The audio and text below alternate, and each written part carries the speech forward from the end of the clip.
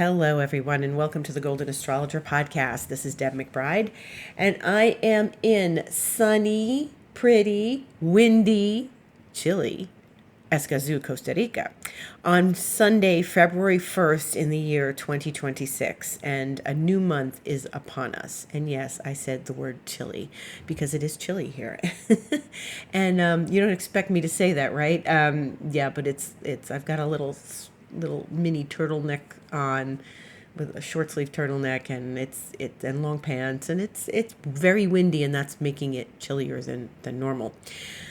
Anyway, we are here on a new month. Happy February. Tomorrow is Groundhog Day and also Imbolc, which is the midpoint of the winter in the Northern Hemisphere. It's the midpoint of when winter started, or summer in the Southern Hemisphere, and then before it ends. So we're at the midpoint of that. It is a full moon. And I just did an Instagram about the full moon. The full moon is at 13 degrees of Leo, and it's happening as I speak. And this is an important full moon for so many reasons. First of all, the sun is in Aquarius, and always wherever the sun is, the full moon is opposite where the sun is. Okay, so Leo and Aquarius are opposite signs. The moon is in Leo. That makes a full moon. Now, we know there's a preponderance of planets in the sign of Aquarius. And so we've been watching these planets over the last couple weeks be, traveling through Aquarius. There's 5 planets in Aquarius. And so right now the moon is opposite the sun. It already opposed Pluto early in Aquarius. Then it opposed Mars. Now it's opposing the sun. And then it's going to be Venus and then Mercury as tomorrow opens the door to these other aspects in the early part of the day. So tomorrow the moon will oppose Venus 4:56 a.m. Eastern Time, oppose Mercury 8:55 a.m. Eastern Time, and then eventually, move through squaring Uranus, which is at the end of Taurus at 5:55 p.m., etc. But we are concerned with, all these planets in Aquarius, and it's like ping pong, I'm hitting back to you, I'm hitting you, I'm hitting you, I'm hitting you. So this is really back and forth with this Leo moon and the planets in Aquarius. And so, as I said, and as I'm going to say again, this is the full moon that opens the door to the eclipse period. And so the eclipses are in 2 weeks, and that's the first one, which is February 17th. Hello, Gata Marina. And we are, gearing up for the eclipse. Now, what does that mean? Well, eclipses come twice a year, and they are usually in pairs, and these are no exceptions. We have one on February 17th and one on March 3rd. And the one on February 17th is a new moon in the sign of Aquarius, the end of Aquarius, at 28 degrees and change. Now, when eclipse period opens, you start to feel a different energy, and I already feel this. Now, I had a really good night's sleep last night, so it's not like I'm feeling something because I'm overtired. I'm feeling something because something's a brewing, and it's brewing all right. So it's it's already different to me. It already feels different to me. I sense the difference in the energy, in the frequency of what life is giving us right now. So, and I'm not looking at internet news and anything else. I'm just looking at the fact that there's some different energy around us right now. And we are in this now opened eclipse period, and things are going to get revved up. Things are going to get more intense. This is going to be a powerful eclipse period. And I've said this before, and I'm saying it again, that the eclipse is 3 days before Saturn and Neptune conjunct one another in the sign of Aries at 0 degrees Aries, which is the cardinal axis. And so we're looking at the door opening to things intensifying. Now, you may say to me, Deb, things are already intense in the world. Yes, it is. Sometimes it's always intense in the world, eclipse or not. But there's a definite shift in historical events that usually come with the Saturn-Neptune conjunction, especially at 0 degrees Aries. And so we have to pay attention to this because, it's not just any old eclipse period. We're having a big, whopping historical aspect happening in between the two eclipses.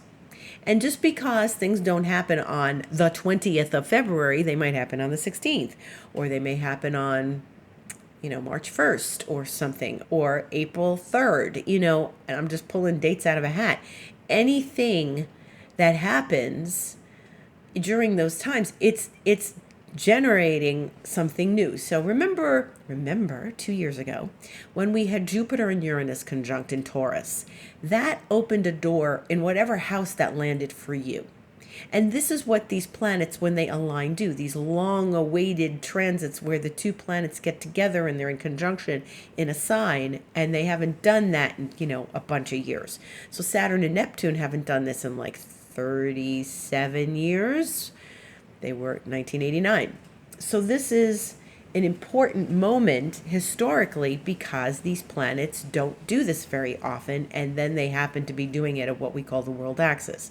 It is a collective dynamic. It is a collective energy, meaning collective unconscious, as the great Carl Jung said. And this is the unconscious pool that we all, contribute to unconsciously, okay? So when we have these dynamic periods, they set the ball rolling, and before the bowling pins are hit, things are moving. And so things are already moving. We already have seen since the beginning of the year, things have been revved up. They've been revved up for a little while now, and they're getting bigger and bigger and bigger every time, we open our eyes to a new day. We are experiencing lots of new energies and things that are potentially life-changing and very much about the future. Aquarius is a sign of the future. Aquarius looks to the future. Aquarius gathers all the information it's learned during Gemini and Libra, the other two air signs, and it is the last air sign of the zodiac, and it formulates something new. It looks towards the horizon, what's coming, right? And the water bearer is assimilating knowledge. It's not a water sign, it's an air sign. Just because he's pouring water of knowledge, not because he's, giving you a Perrier, a Pellegrino. He's pouring out the knowledge. Aquarius has assumed and gathered knowledge over a long time. And so what we want to be aware of is how this energy is marching forward. So yeah, it's an eclipse in Aquarius, and things are going to start passing over that eclipse point before the eclipse. So we have to pay attention to those moments, and one of them is coming later this week, because the eclipse is going to square Uranus, because Uranus is at the end of Taurus, and that's another fixed sign. So the eclipse comes in and squares Uranus. As if it isn't juicy enough, it's going to square Uranus. So there's going to be some surprises. There's going to be things that we didn't expect. It's always expect the unexpected with Uranus. And on that note, I tell you about Tuesday, the 3rd of February, the day after tomorrow, when Uranus goes direct. And I mentioned this last week. And Uranus is now stationing. It's going direct, so things can be surprising, and expect the unexpected as Uranus moves forward at 9:33 p.m. Eastern Time on February 3rd. It's important to acknowledge this because Uranus rules the eclipse. The eclipse that's coming is Sun and Moon in Aquarius, and Uranus rules all these 5 planets, which is like a lot of energy in Aquarius. Uranus rules all of that. So they are all disposed of, and Uranus is a dispositor. They're all disposed of Uranus, which is turning direct. Okay, so we got a lot of rock and roll energy hanging out right now. And so we have to pay attention to where things are shifting and changing, and where we've decided to change our lives, make decisions towards something new, shake the old order out of the way, shake out the cobwebs, the dust, and move forward to something new. Again, Aquarius is a sign of the future. Uranus is a planet of the future. What does the future hold? What does the future bring? And, there's an election here in Costa Rica today for the president of the country.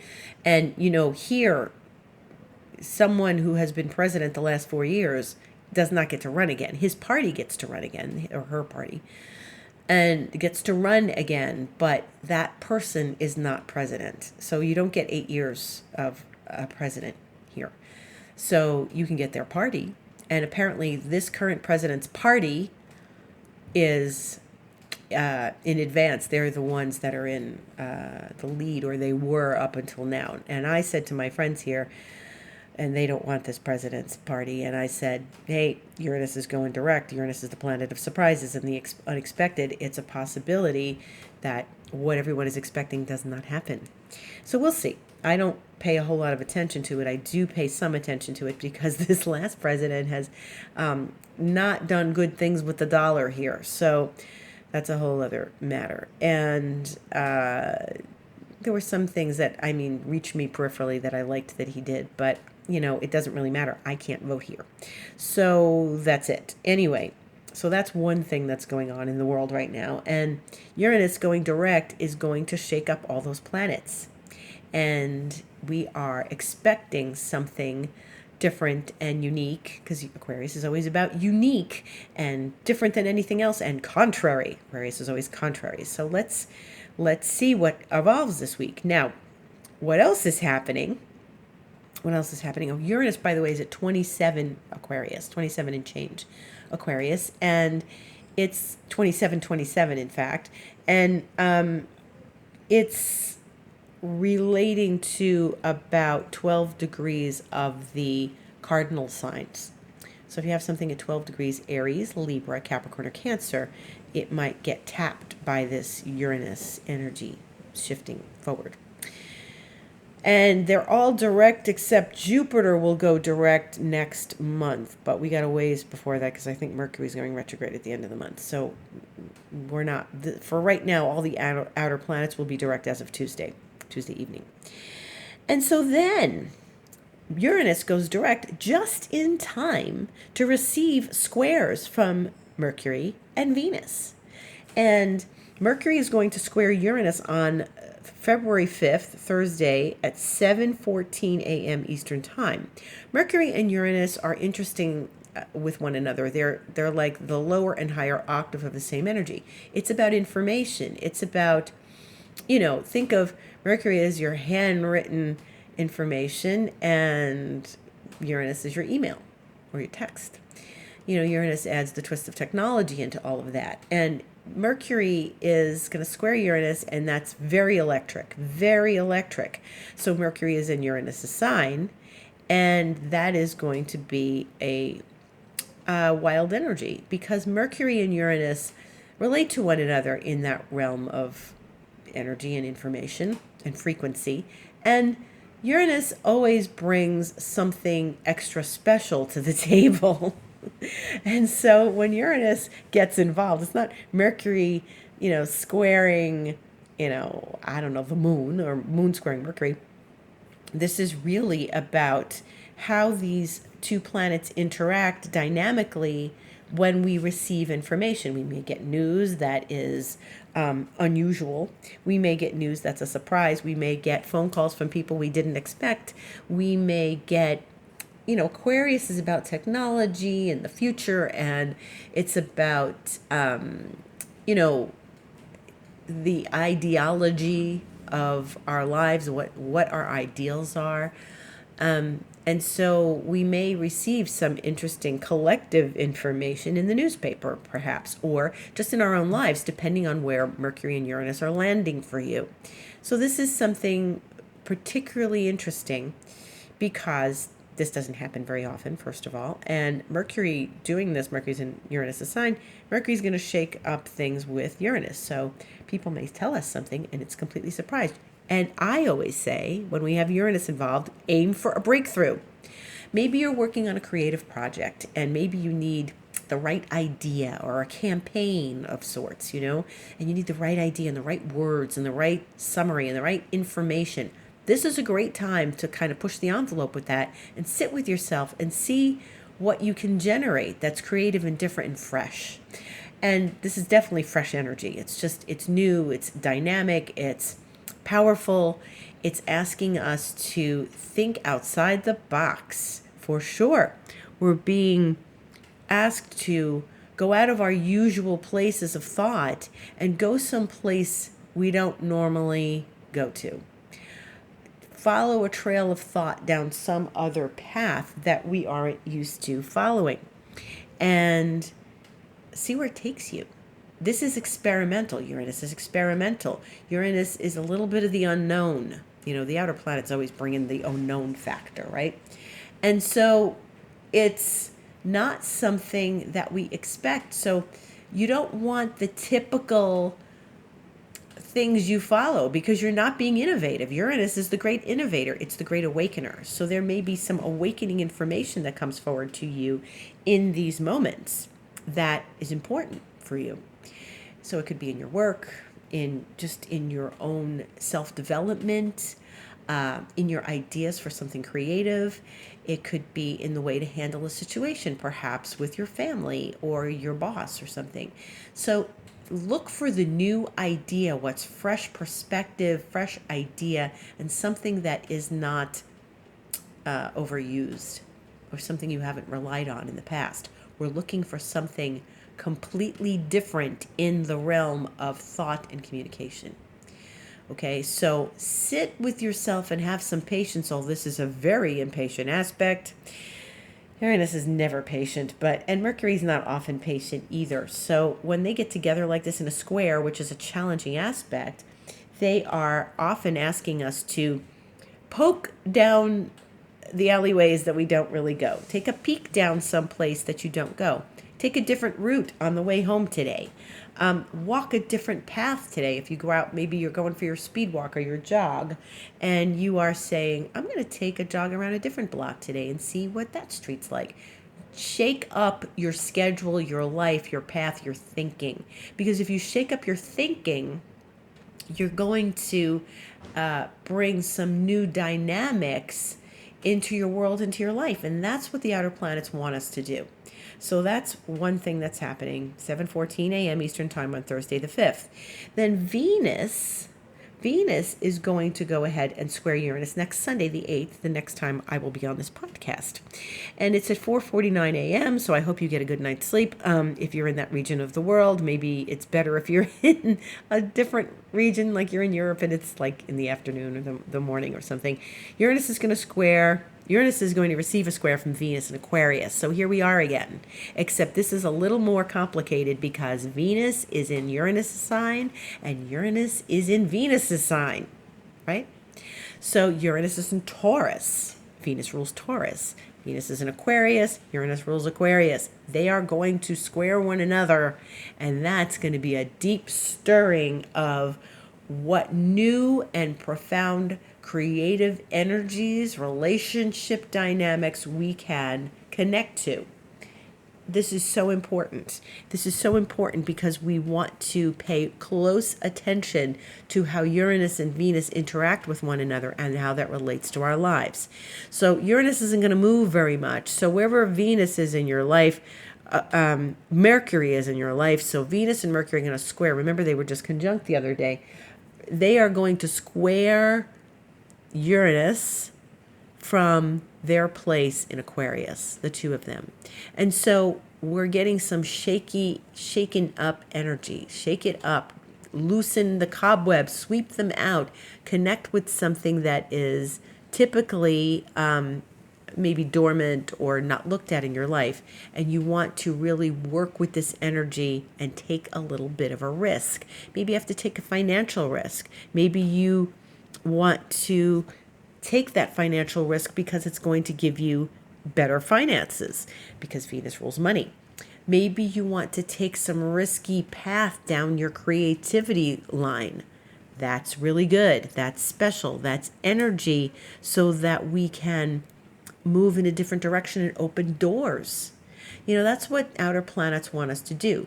How is this going to change my life? What door can this open for me? And with Mercury and Uranus, it could be like you open a big door to another dimension in your meditation. It could be that profound. With Venus and Uranus, you can get a deep creative vibe going that you in an unexpected way that's so profound for you that you are opening up new ideas and new doors to create something brand new for yourself. And relationships, sure. It doesn't mean that it can be bad. It could be something you don't expect that you're not happy about. But maybe you're trying to get pregnant and you are surprisingly pregnant. Venus, Uranus. So maybe that's a good thing for you to have happen. Maybe you are going to meet somebody brand new. Maybe your partner says something to you that you didn't expect, like, I think we should move.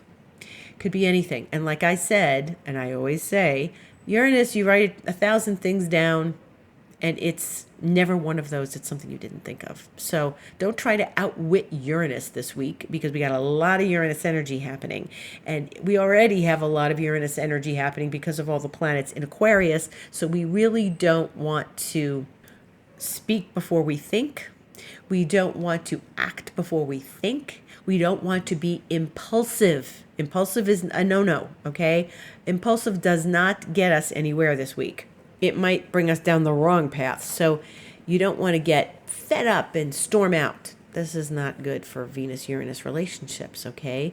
You want to think something through and process it, maybe Uranian style with a little twist of different information, and you want to then step forward. But do not be impulsive. That's in your driving, that's in your speaking, that's in your actions, that's in your thoughts. Don't throw the baby out with the bathwater, okay? So let's mull over some things. Uranus is still in Taurus, which is a slow sign, and it's going to be there until April 26th. So we've got like almost 3 months for it to still be direct in Taurus. And this is the last pass in Taurus, and then it will go into Gemini. And it's going to stay in Gemini. So let's use these months wisely with this Uranus and Taurus towards our finances, towards our, relationship dynamics, towards the people that mean something to us in our lives. Okay. Once Mercury does its tour of duty with Uranus, it is going to enter Pisces, and that's going to be February 6th, which is Friday. It's going to be at 5:48 p.m. Eastern Time. Mercury enters Pisces. It's going to leave Aquarius, and it's going to go into Pisces, where it's going to make its retrograde. Not right now. Okay, give it a few weeks. But now Mercury does not love being in Pisces. Mercury likes being in Virgo. That's its sign, and it likes being in Virgo, and it is the opposite sign from Pisces. So Virgo and Pisces are opposite, as we know. And Mercury, since it rules Virgo, is not at its best in Pisces. And we can't, always rely on a Mercury in Pisces in that way, unless you have a very strong sense of consciousness and, some caution in your speaking and your words and your thoughts. It's a wonderful, intuitive place for Mercury to be in that respect, but it's not logical. Mercury isn't logical in Pisces. It's great if you're a songwriter, if you're a painter, if you want to convey a message through your art. It's good for that. But it's not typically analytical. It's not numerical. It's intuitive. And that's fine. But as long as we don't expect Mercury to do something there that we know it can't. And so even though Mercury will be in Pisces, we can make good use of it by really listening to our intuition, tuning into the intuition, tuning in to the message we're receiving intuitively, and the little voice within us that has something to say to us, that's giving us guidance. In my alchemy deck, it's called Benevolent Guide, and it shows a little bee. And your benevolent guide could be Mercury in Pisces. And that's a really lovely thought, like this is a benevolent energy. Now, what feels familiar and what feels right are two different things. And so you may go with familiarity, and that isn't exactly what Mercury in Pisces is trying to give you. It's trying to give you an intuitive sense of what is in alignment. And you have to pay close attention to your intuition and your thoughts, and very, very clearly listen to them. Tune in that radio dial in your brain, in your heart and that brain heart coherence, and really make sure that you're tuned in to something that's real, that's true. Okay? Because we can hear what we want to hear. Somebody says something to you and you go, oh, yes, they said they want to, sign a contract and do the deal and blah, blah, blah. And they said, no, I never said that. And we're not in the retrograde yet. So sometimes we hear what we want to hear and disregard the rest, as the song goes. And when we hear what we want to hear and disregard the rest, that I would say is a real Mercury and Pisces effect. I didn't hear what I didn't want to hear. And so Mercury in Pisces is something to be a little bit cautious about, and tune in very deeply and listen to your intuition and give it some patience. Well, my intuition didn't speak. It's been 3 minutes. Well, no, you need to sit with it a little longer. And I invite you to take this Mercury in Pisces and sit with it a little longer and give it your attention and process it and help connect with what you're feeling. So this is where the mind and the emotions can meet, and the intuition, of course. But you can tune in Mercury into something that is very clear intuitively and listen to it and just ponder it and contemplate it for a while. And that's something that's important to do, I think, when Mercury is in Pisces. But the important thing to remember is that Mercury's not at its best, and you have to use it wisely. Mercury will go direct on the 26th of February at 22 degrees of Pisces. So we've got some time, like I said, but it is going to stay in Pisces for a while. And it normally zips through, like as you can see, it's leaving Aquarius on Friday, and it's zipped through in a couple weeks. So that's not what it's going to do when it goes retrograde. It's going to stay there for a while. And, that's going to be in between the two eclipses. It's going to be right in the whole Saturn-Neptune situation. And it is going to be a time of great introspection when Mercury goes into Pisces retrograde. And so I advise you to take some time for that and, figure out what it's telling you, what the message is for you, and where do you have Pisces in your chart, 22 Pisces. And, we had all that Saturn, Neptune at the end of Pisces, and, Mercury, before it even reaches them, is going to be back and forth in Pisces before it even gets to them in Aries. So it's going to be an interesting time. As always, Mercury retrograde is always an interesting time, and the truth comes to light.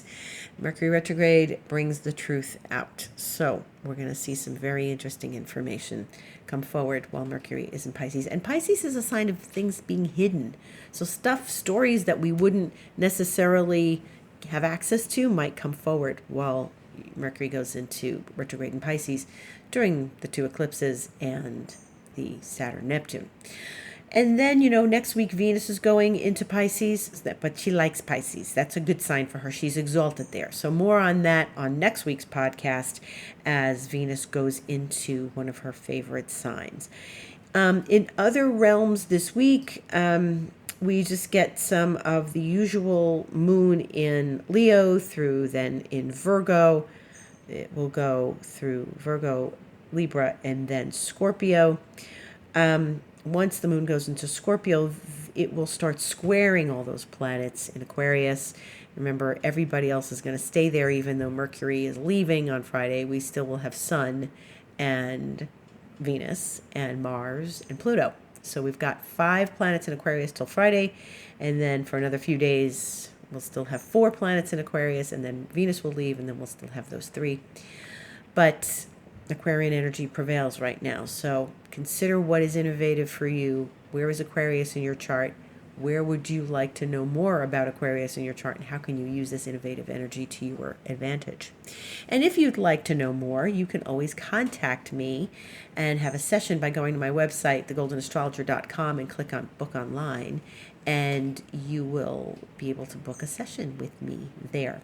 And I am available on Instagram. I just posted something about the full moon today, and I'll be probably posting more. I was a little quiet for a while during holidays and stuff, but I'll be probably posting more as things heat up and as we get more intensely into the eclipse season and what that energy feels like. Remember to pay attention to that, because it's going to really, give you some information, and you want to do that. You want to get your informations from this eclipse, right?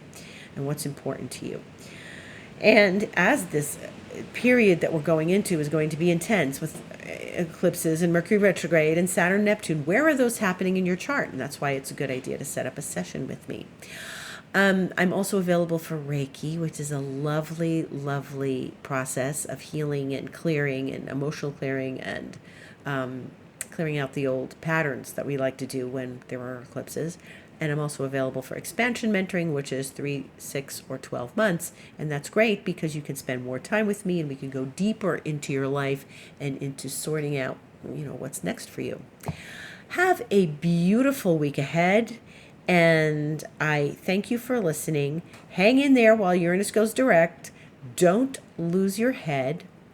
Stay grounded. Go outside, put your feet on the earth. If it's too cold, get a grounding mat, or just go out in your shoes and just imagine roots coming out of your feet into the earth. And blessings to each and every one of you. Gratitude for listening, and have a beautiful week. And I will see you on the internet.